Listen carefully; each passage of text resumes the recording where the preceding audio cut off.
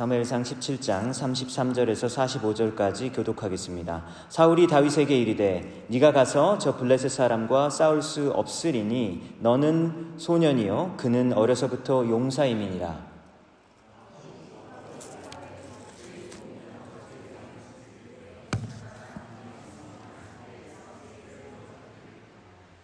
내가 따라가서 그것을 치고 그 입에서 새끼를 건져내었고 그것이 일어나 나를 해하고자 하면 내가 그 수염을 잡고 그것을 쳐 죽였나이다.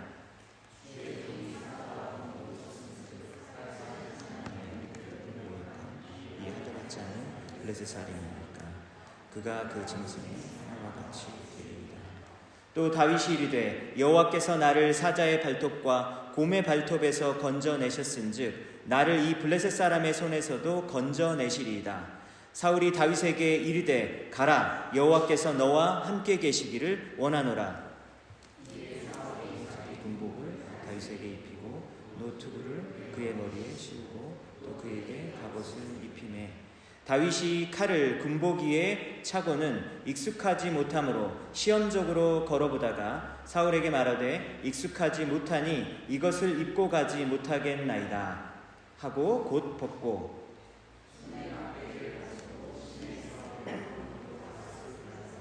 자기 목자의 제구 주머니에 넣고 손에 물매를 가지고 블레셋 사람에게로 나아가니라.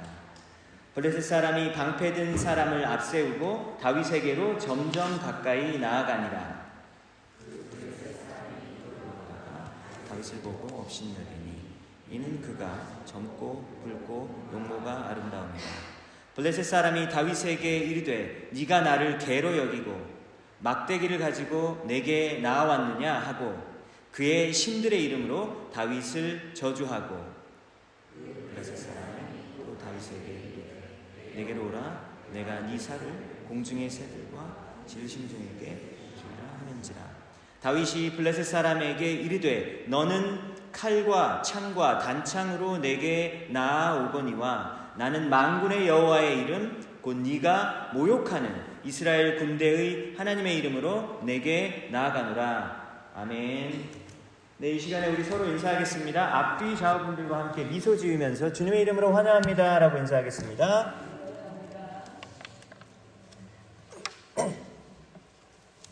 네, 여러분 오늘 본문은 교회를 심지어 잘 다니시지 않는 분들도 거의 다 알고 있을 법한 그런 본문의 내용이죠. 다윗과 골리앗 이야기입니다. 그래도 먼저 내용을 요약해 보겠습니다. 블레셋이 또 이스라엘을 공격했었고 그리고 이스라엘 땅 안에 이미 들어와서 진을 쳤습니다. 그곳의 이 전쟁터의 그 지형적인 장소가 어디였냐면 골짜기예요. 그래서 엘라 골짜기라는 곳에서 전쟁을 치르고 있습니다. 그래서 골짜기가 깊이 있고 양쪽에 산이 있어요. 그래서 이스라엘 군대가 이쪽 산 위에 있고 그리고 블레셋의 군대는 저쪽 산에서 이렇게 마주보며 있는 그러한 형국입니다. 블레셋은 골리앗이라는 이 거인 한 명을 앞에 내세워서 니네도 싸움 제일 잘하는 사람 한 명 앞으로 내보내. 그래서 나랑 1대1로 붙자. 이렇게 요구했습니다. 근데 이스라엘에 왜 싸움 잘하는 사람이 없었겠습니까? 당연히 있겠죠. 그렇지만 이 골리앗은요, 이 보통 사람이 아닙니다. 그래서 오늘 본문을 잘 보면 그것을 현대의 단위로 바꿔보면 거의 3m에 육박하거든요. 거의 3m에 육박하는 그런 키를 가진 거인이고 그리고 갑옷과 창과 그리고 다리 보호대 이 모든 것들이 머리 투구까지 완전히 중장비로 잘 갖추어진 그런 사람이었다라고 하는 거죠. 그래서 골리앗과 1대1로 싸우면요 그냥 바로 죽는 겁니다. 그래서 골리앗은 이 자신의 전투력을 신뢰하고 이제 막 막말을 내뱉기 시작했습니다.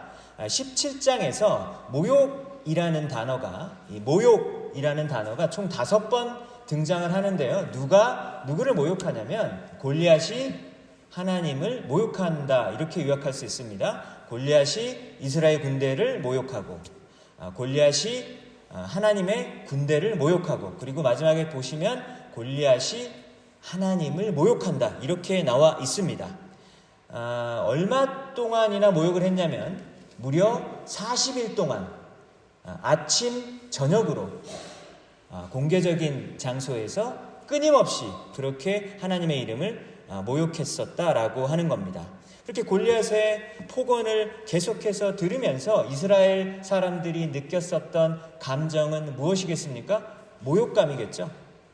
그리고 굴욕감, 그 분노가 극에 달할 수밖에 없었을 겁니다.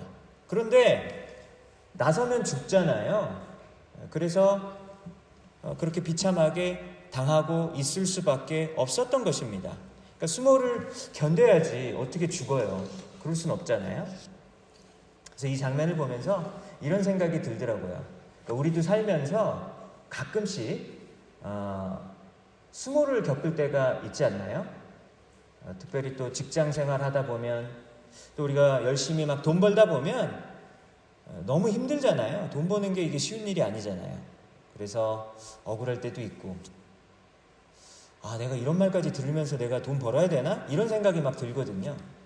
그리고 또 직장 생활 하다 보면 내가 생각하기에 이게 옳은 거야, 이게 그런 거야 라고 하는 그런 기준들이 있는데 위에서 시키는 거예요. 그러니까 이거는 하면 안 될 것 같은데도 시키니까 또 어쩔 수 없이 해야 될 때가 있죠. 그래서 그런 일을 해야 되는 자신을 보면서 자괴감을 느끼기도 합니다. 그렇지만 여러분, 하고 싶은 소리 다 하고 살 수 있는 사람이 몇 명이나 될까요? 그렇지 않죠? 하고 싶은 소리 다 못하고요. 그리고 내가 하고 싶은 일 다 못하고 그러고 삽니다. 만약에 하고 싶은 소리를 다 할 수 있을 정도라면요, 재벌 정도 되셔야 돼요. 그래야지 땅콩 문제 때문에 막 비행기도 돌릴 수 있잖아요. 근데 그 정도 힘 없으면 하고 싶은 소리 못합니다. 가족을 위해서, 그리고 나의 사랑하는 사람을 위해서 때로는 그렇게 수모를 당하면서까지 계속해서 일을 해야 하는 것이죠. 여러분, 그래서 골리앗과 블레셋 사람들이 정말로 나쁜 인간들인 거예요. 왜냐하면 모든 이스라엘 사람들이 그 말을 들으면서 그 인격적인 모독감을 느끼도록 40일 동안 계속해서 밤낮으로 말을 했기 때문입니다. 여러분, 성경에서는 뭐라고 얘기합니까? 사람들의 눈에 피눈물 나게 하는 자를 하나님이 오히려 지켜주시고 보호하시죠. 하나님 그 약자의 편에 서신다고 하셨습니다. 다른 사람들의 삶 가운데 들어와가지고 철저하게 파괴하고 짓밟는, 여러분, 그 배후에는 누가 존재하고 있다고 얘기하죠? 성경에서는 그 배후에 사탄, 마귀가 있다고 이야기하는 것입니다. 그래서 여러분, 오늘 이 전쟁은요, 단순히 이 군대와 군대가 싸우는 전쟁이 아니라 영적 전쟁입니다. 왜냐하면 골리앗이 하나님의 이름을 모독했고, 그리고 이 반대편에서 또 싸우는 사람들이 있기 때문이죠. 이 전쟁터에 누가 나갔습니까? 이새의 8명의 아들 중에서 제일 큰 형 3명이 나갔습니다. 그렇다면 막내 다윗은 여러분 무엇을 하고 있었을까요? 무엇을 하고 있었을까요? 지난주 말씀에 이어서 오늘도 다윗은 양치고 있습니다. 그러니까 형들 3명은요, 중요한 일을 하는 사람들이에요. 나라를 지키는 일. 군대로 나가서 싸우는 일, 굉장히 소중하고 가치 있고 이런 일들을 하는 사람들인 거죠. 근데 막내는, 너는 막내니까 당연히 허드렛 일 해야지, 그러면서 아무도 하고 싶지 않았던 양치는 일을 들판에서 다윗은 하고 있었습니다. 근데 또 아버지 이새는 또 이 들판에서 양치고 있는 그 아들 다윗에게 또 다른 아들에게 안 시켜요. 야, 형들 전쟁에서 싸우려면 그 3명의 그 첫째, 둘째, 셋째 형들 배고프니까 너가 가서 도시락 배달해, 이것까지 시켰습니다. 그러니까 그날은 너무 바쁜 거예요. 양도 쳐야지 도시락도 배달을 해야 했었던 것입니다. 그러니까 새벽에 일찍 일어나서 이렇게 아침부터 다윗이 이렇게 일했다라고 성경은 기록하고 있어요. 그리고 나서 아버지 이새가 뭐라 그러냐면, 갔다 온 다음에 정말로 갔다 왔었다라는 증표를 나한테 보여주라는 거예요.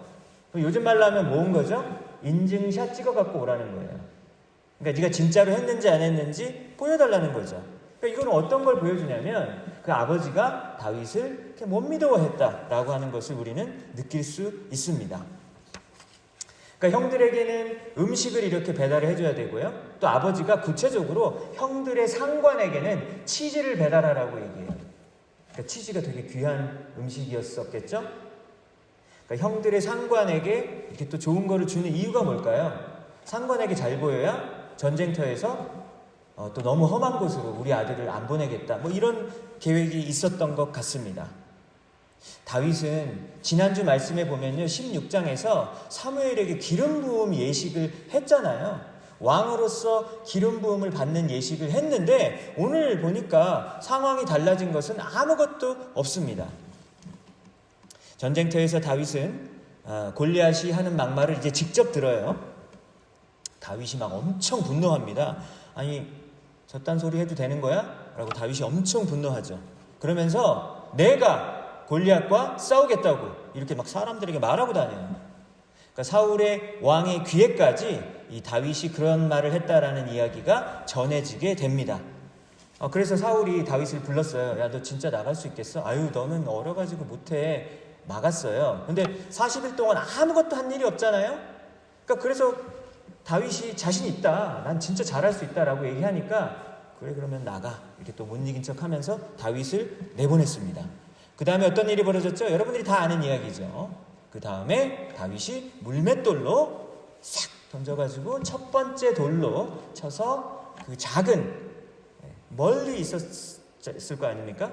근데 이 골리앗의 그 작은 그 이마에 정통으로 맞추고, 그리고 쓰러지자 칼로 목을 베고 골리앗을 물리쳤다. 뭐 이런 이야기입니다. 불가능한 이야기죠, 여러분. 어떻게 다윗 소년이 거대한 장수 골리앗을 어떻게 이길 수가 있어요? 어떻게 이길 수 있었을까? 여러분, 오늘 이것에 대해서 세 가지 측면에서 살펴보도록 하겠습니다. 첫 번째, 다윗과 하나님과의 관계, 다윗과 하나님과의 관계에 대해서 먼저 살펴볼게요. 다윗은 이 전쟁을 어떤 전쟁으로 봤다고요? 영적 전쟁으로 보았습니다. 다윗이 목숨 걸고 나섰던 이유가 딱 한 가지가 있어요. 그 이유가 뭡니까? 여호와 하나님의 이름이 땅에 짓밟히고 있었기 때문입니다. 그 이유 때문에 나간 거예요. 아니, 어떻게 감히 하나님의 이름이 저 할례받지 못한, 즉 믿지 않는 저 불신자에게 짓밟히는 것을 내가 참을 수 있는가? 막 이러면서 내가 나서겠다라고 했었던 것입니다. 여러분, 이것은 뭘 의미하는 거죠? 다윗이 하나님을 진짜로 사랑한 것이죠. 맞죠, 여러분? 여러분, 어떤 사람과 관계가 이제 멀어질 수 있잖아요. 근데 완전히 막 끊어질 정도로 막 멀어질 수도 있거든요. 어떻게 하면 그런 일이 벌어질 수 있죠? 내 가족을 욕하면. 그러면 이제 그 사람이랑 관계 끝난 거죠. 욕하려면 차라리 나를 욕해. 왜 우리 부모님을 욕하고 우리 가족을 욕하냐 하면서 여러분, 아마 관계가 거의 끊어질 거예요. 용서하기가 너무너무 힘들 거예요. 왜 그렇죠? 우리가 가족을 너무나도 사랑하기 때문이죠. 그러니까 여러분, 다윗이 지금 이 상황에서 참지 못하고 그 자리에서 자기 목숨 걸고 나선 이유가 뭐예요?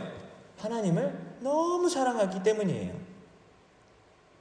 다윗은요, 무시받는 것에 대해서 이게 되게 익숙한 사람이잖아요. 늘 아버지와 형들에게, 7명의 형들에게 무시받으면서 살았습니다. 무시받는 것이 일상적인 일이었었어요. 근데 놀라운 거는 자신이 무시당하는 것에 대해서는 그렇게 크게 저항하지 않았지만 하나님이 무시당하는 것은 눈뜨고 볼 수 없었다라고 하는 것이죠. 요즘 예수님 믿는 사람들을 보고 뭐라고 욕합니까? 기독교인들을 뭐라 그러죠? 막 개독교인이라고 막 욕하잖아요. 그리고 교회는 니네 종교 장사하는 데라고 막 이렇게 비난하는 사람들도 많습니다. 그리고 우리가 믿는 그 믿음의 내용에 대해서도 욕하는 사람들이 많죠. 기독교 신앙은 너무 배타적이야. 왜 예수만 믿어야 된다라고 얘기해? 라고 하면서 우리가 믿는 그 믿음의 내용에 대해서도 질타하곤 합니다. 또 하나님은 사람들이 이렇게 세상에서 고통받고 있는데 뭐하고 있어? 니네 하나님 전지전능하다면서 근데 뭐하고 있어? 라고 하면서 하나님을 조롱하기도 합니다. 그러니까 그런 이유 때문에 믿지 못한다라고 하는 것이죠. 그래서 여러분, 우리가 이런 이야기를 들을 때 당연히 또 우리가 들어야 될 이야기는 들어야 된다라고 생각합니다. 정말 잘못했잖아요. 그리고 많이 썩어 있는 것도 사실인 것 같습니다. 그러니까 저 자신도 정말 진심으로 반성을 해야 되는 상태인 것이죠. 그러니까 우리가 분명히 하나님을 믿는 사람이라고 하면서 잘못한 부분은 반성하고 철저하게 회개해야 하는 것이죠. 그렇지만 여러분, 동시에 그런 이야기를 들을 때 우리 마음속에 어떤 생각이 들어야 되겠습니까? 어떤 마음이 들어야 되겠습니까? 분노도 함께 있어야 되는 거죠. 여러분, 예수님을 믿는 것이 취미생활입니까? 예수님을 믿는 게 여러 종교 중에서 하나 선택해가지고 내가 그냥 하는 겁니까? 기독교가 우리 가정에서 대대로 내려오는 일이기 때문에 그 전통을 지키는 여러분, 그 정도 수준인가요? 여러분, 그게 아니라 정말로 내가 예수님을 믿는 것이 내 인생에서 가장 중요한 이슈이고, 그리고 하나님의 아들이신 예수 그리스도가 나를 위해서 이 땅에 오셨고 십자가에서 죽으시기까지 죽으신 것이 여러분 정말로 진실이라면, 예수님의 이름이 그렇게 짓밟힌다면 여러분, 내가 당연히 분노해야 되는 것이 맞는 것이죠. 만약에 내 마음 가운데 그런 얘기 들으면서도 울분이 없다? 그럼 그거는 말이 안 되는 얘기입니다. 여러분, 구약성경 시편이 총 150편이잖아요. 그 중에서 70편 이상을 다윗이 썼다고 알려져 있거든요. 그 말은 무슨 말입니까? 다윗은 평생 동안 하나님을 찬양했던 사람이라는 거예요. 하나님을 위해서 시를 썼던 사람이다라고 하는 것이죠. 왕이 되기 전에, 그리고 왕이 되고 나서도 계속해서 시를 썼습니다. 근데 다윗의 상황을 보면요, 그렇게 찬양을 할 수 있는 상황은 아닌 것 같잖아요. 형들은 늘 빛나는 자리에 그렇게 맨날 세우고, 다윗은 늘 들판에서 아무도 안 보는 데서 외롭게 양을 쳐야 되는 그런 처지였었잖아요. 여러분, 그러니까 하나님께 시를 쓸 수 있는 것이죠. 왜? 마음속에 울분, 속상함, 억울함, 여러분, 그런 것들을 정직하게 표현하는 것이 뭐죠? 그게 기도잖아요. 하나님 듣기 좋은 소리만 하는 게 기도가 아니죠. 하나님, 내가 너무너무 속상하고 도대체 왜 상황이 이런 거예요? 말이 안 됩니다. 여러분, 그 울분을 하나님 앞에 토하는 것이, 여러분, 그것이 기도이고, 여러분, 그것이 하나님 앞에 올려드릴 수 있는 시이죠. 그렇지만 여러분, 이 시편을 잘 보시면 막 하나님 누구를 죽여주세요, 때려 죽게 해주세요, 막 이런 내용 많거든요. 하나님 너무 억울해요. 하나님 도대체 뭐 하고 있는 겁니까? 일 좀 하세요. 막 이런 얘기가 있어요. 그런데 그리고 난 다음에 마지막은 뭘로 끝나는지 아세요? 항상 그 내용은 그럼에도 불구하고 저는 하나님의 이름을 높입니다. 그렇게 내용이 돼 있어요.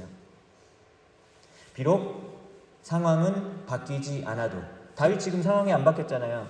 기름 부음 받았는데 앞으로도 계속 안 바뀌어요. 한 10년 동안 안 바뀝니다. 왕 안 되거든요.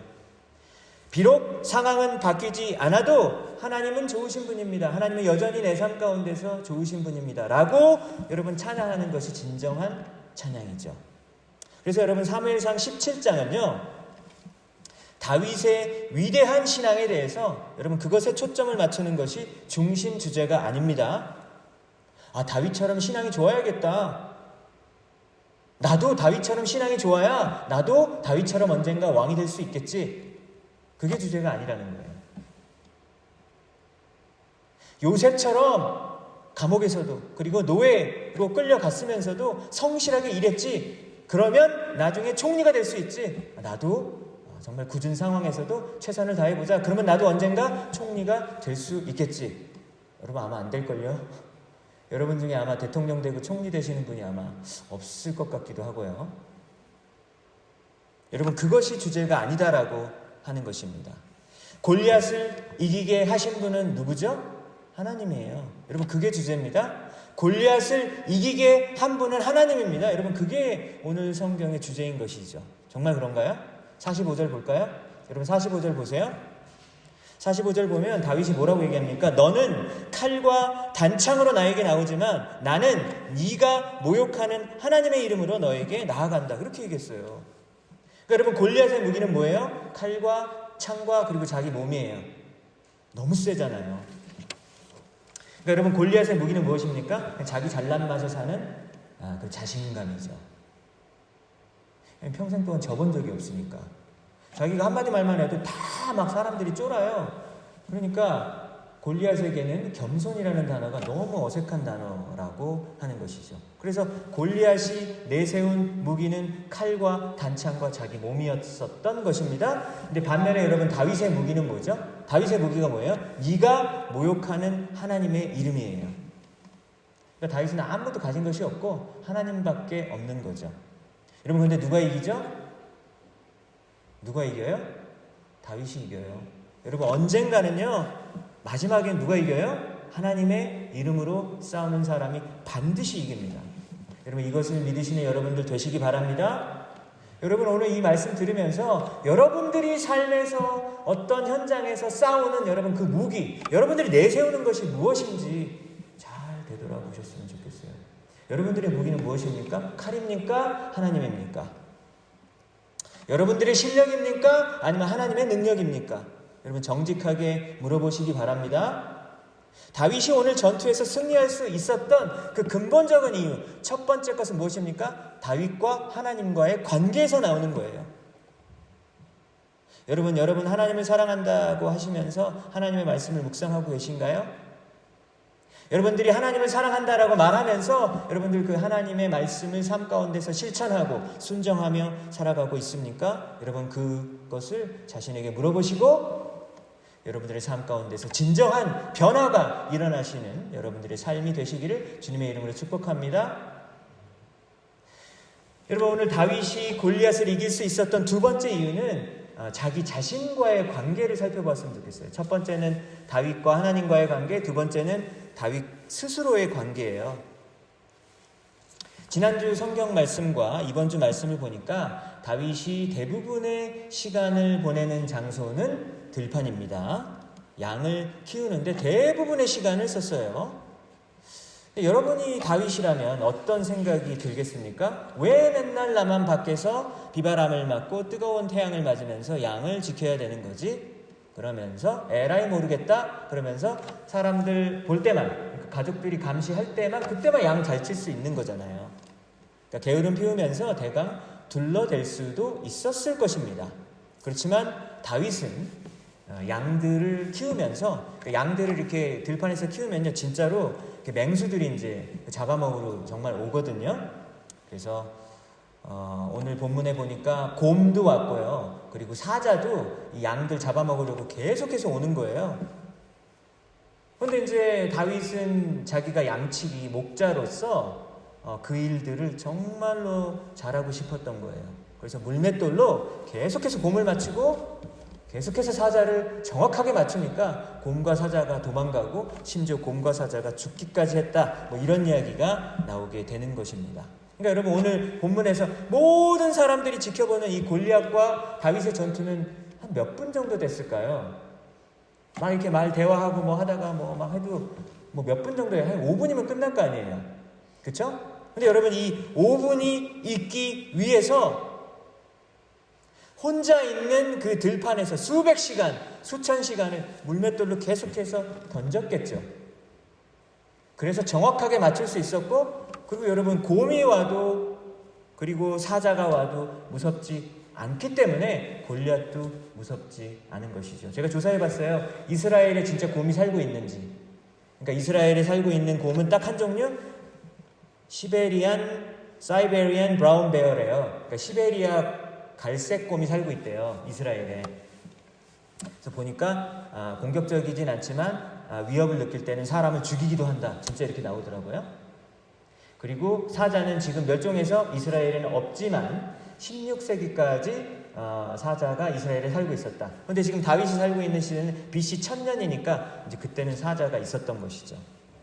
여러분 36절을 보세요. 36절 보시면 주의 종이 사자와 곰도 쳤은즉 살아계시는 하나님의 군대를 모욕한 이 할례받지 않는 블레셋 사람의 일이니까 그가 그 짐승의 하나와 같이 되리이다. 그러니까 여러분 다윗은요 골리앗을 뭘로 봤습니까? 짐승으로 본 거예요. 짐승 중 한 마리로 봤던 겁니다. 그러니까 늘 자신이 쫓아내고 그리고 죽였던 곰과 사자로 보았었던 것이죠. 그러니까 여러분 이 물맷돌을 잘 치는 거예요. 여러분 이게 너무너무 중요한 거예요. 여러분 풍성한 삶의 초대라는 책에 보면 이런 얘기가 나옵니다. 자기 자신을 포기한 사람, 자기 자신에게 너무 낙심해가지고 포기한 사람에게 나타나는 증상이 게으름이라는 말이 나오거든요. 그러니까 내가 나 자신을 볼 때 내가 너무 하찮은 거예요. 그리고 내가 너무 미워요. 그렇기 때문에 자기 자신이 하는 일에 대해서 최선을 다하지 않습니다. 그러니까 자신을 포기하니까 게으름도 나타날 수 있다고 하는 거죠.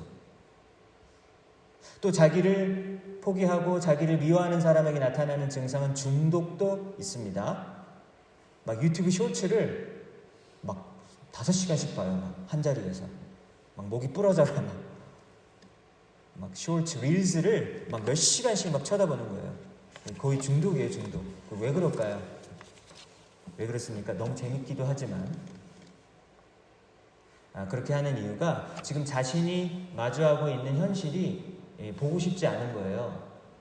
그럴 때 그 현실을 잊기 위해서 그냥 멍하니 보고 있는 여러분 그런 모습도 있을 수 있다라고 하는 것이죠. 여러분 교회 일 말고 교회 일 당연히 최선을 다해서 하셔야 되지만 교회 일 말고도 여러분들이 하고 있는 일에서도 최선을 다하고 그리고 그 분야에서 실력을 갖추는 것은요 하나님께 영광을 돌리는 일입니다.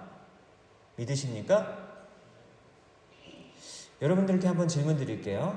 자, 여러분들이 아픕니다.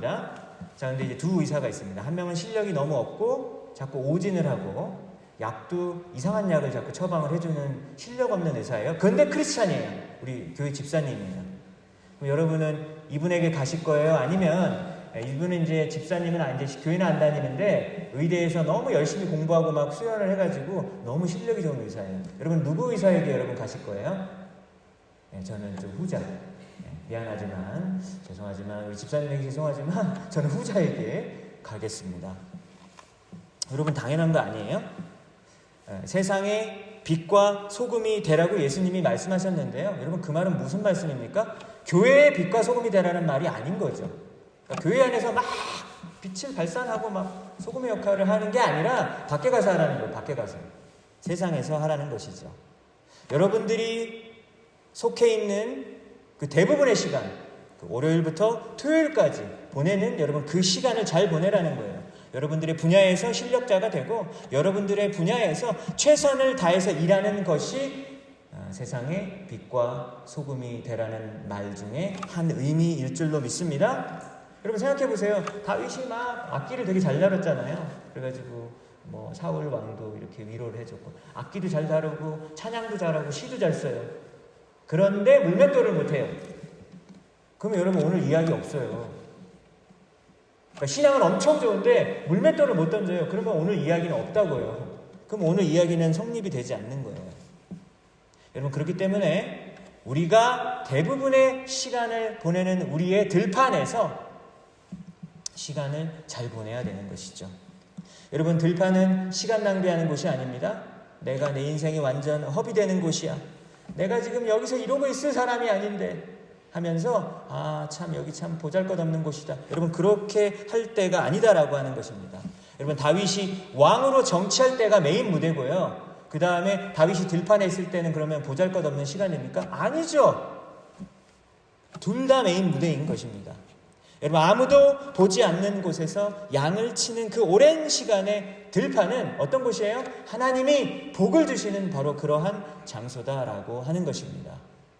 이기적인 동기가 아니라 세상을 섬기기 위해서 우리 이웃들을 섬기기 위해서 나의 실력을 키우는 장소이기 때문입니다. 여러분들이 지금 머물고 있는 바로 이 장소와 여러분 이 시간은 하나님의 부르심 때문에 이곳에 있음을 여러분 기억하십시오. 지금 바로 이곳에서 여러분들에게 맡겨진 이 작아 보이는 여러분 그 일이 사실은 정말로 목숨 걸고 사명을 다해서 감당해야 하는 일이다라고 하는 것이죠. 여러분 이것이 바로 다윗이 스스로와 이렇게 혼자 있을 때 다윗 스스로와의 관계라고 할 수 있습니다. 세 번째입니다. 이제 하나님과의 관계를 보았고요. 자기 자신과의 관계를 보았고 이제 옆에 있는 이웃들과의 관계를 볼게요. 우리 다윗 옆에 있는 형과의 관계를 살펴보겠습니다. 오늘 28절, 29절 한번 보면요. 엘리압 형, 맏형이 다윗에게 하는 말이 나옵니다. 여러분 28절 29절 보세요. 엘리압이 뭐라 그래요? 네가 어찌하여 이리로 내려왔느냐? 그러니까 전쟁터 너기 여기 왜 왔어? 들에 있는 양들을 누구에게 맡겼느냐? 나는 너의 교만함과 너의 마음의 완악함을 아노니 네가 전쟁을 구경하러 왔도다. 이렇게 얘기하는 거예요. 여러분 다윗이 여기 전쟁터에 왜 왔죠? 형 도시락 배달하러 온 거잖아요. 네 음식 갖다 주러 왔는데 고마워하기는커녕 양들 제대로 맡겼냐고 여러분 막 뭐라고 막 몰아붙이잖아요. 그러니까 막 동생을 막 쥐잡듯이 잡습니다. 근데 여러분 20절에 보면요. 다윗이 그날 아침 일찍 일어나서 양 지키는 사람에게 맡기고 왔다는 얘기가 나와요. 그러니까 여러분 이 엘리압 형은 뭡니까? 사실 확인도 제대로 안 해보고 그냥 막 다윗을 막 깎아내리는 것이다라고 알 수 있습니다. 한심한 네가 뭘 했겠어? 책임감도 없는 놈 막 이렇게 무시하는 거예요. 그리고 나서 엘리압은 뭐라고 얘기합니까? 다윗의 인성을 지적하죠. 너는 교만하고 너는 마음이 약해 막 이렇게 얘기해요. 그러니까 너 전쟁 구경하러 왔지? 이렇게 이야기합니다. 그러니까 동생에게 상처가 될 수 있을 법한 그 말들만 쏙쏙 골라가지고 이렇게 막 내뱉는 거예요. 여러분 근데 잘 생각해 보세요. 형이 여기서 갑자기 왜 다윗 보고 교만하다고 한 걸까요? 그렇죠? 그래서 교만이라는 단어가 왜 나왔지? 잘 생각해 보세요. 왜 다윗 보고 교만하다고 하는 걸까요? 지난주 말씀 한번 생각해 보세요. 왜 다윗 보고 교만하다고 할까요? 7명이 쭉 사무엘 앞에 서 있었는데 당연히 여러분 그 자리에서 기름 부음을 받을 사람은 누구라고 생각했어요? 그 방에 있었던 사람들은 모두 다 당연히 첫째 아들 엘리압일 거라고 생각했어요. 왜 그렇죠? 엘리압이 너무 잘생기고 키가 컸기 때문이에요. 심지어 사무엘마저도 이 사람이 왕이네. 그래서 진짜 기름 부으려고 할 때 하나님을 막았잖아요. 그래가지고 기름을 안 부었던 거지 당연히 엘리압이 될 거라고 생각했었거든요. 그런데 엘리압이 안 됐잖아요. 패스를 당하고 그 자리에 없었던 누구요? 들판에서 먼지구덩이 쓰고 있는 다윗을 굳이 불러가지고 기다려가서 이렇게 기름을 부었습니다. 엘리압에서 보란듯이 이렇게 동생을 무시하는 엘리압 앞에서 보란듯이 기름 부음을 받는 이런 명예를 얻었다라고 하는 거예요. 그러니까 여러분 이 장면을 생각하니까 시편 23편이 생각이 나더라고요. 뭐라고 다윗이 시를 지었죠? 내 원수의 목전에서 내게 상을 차려주시고 기름을 내 머리에 부으셨으니 내 잔이 넘치나이다. 그러니까 원수 앞에서 하나님께서 막 잔치상 차려주시고 기름도 붓고 막 이런 얘기가 나와요. 그러니까 이 장면이 생각나더라고요. 여러분 엘리압은 그날 자존심이 너무 많이 상했어요. 그래가지고 오늘 본문에 보니까 전쟁터에서 과하다 싶을 만큼 동생을 막 쥐잡듯이 막 잡고 있는 겁니다. 여러분 그런데 이 엘리압이라는 이름이 더 이상 등장을 하지 않아요. 이 사무엘 이후부터 성경에서 더 이상 등장하지 않아요. 다윗 이야기는 계속해서 길게 나오는데 엘리압은 더 이상 등장하지 않습니다.